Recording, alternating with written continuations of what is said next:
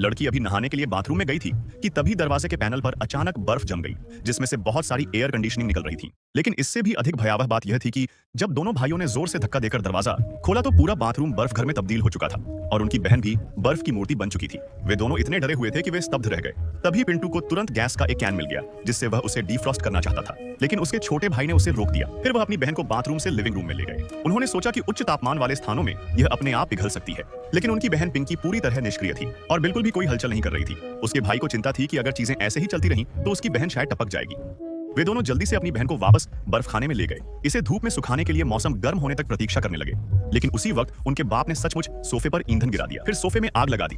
जैसे जैसे आग बढ़ती जाती, बाथरूम का तापमान भी तेजी से बढ़ गया और उसकी बहन भी जल्दी ही पिघल गई और जाग गई। लेकिन इस समय वह केवल इतना ही जानती थी कि उसे थोड़ी ठंड लग रही थी। जब तक उसने बाथरूम का दरवाजा नहीं खोला तब तक उसे इसका एहसास नहीं हुआ। बाद में यह पता चला कि उसने गलती से तापमान को 0 से 1000 डिग्री नीचे समायोजित कर दिया।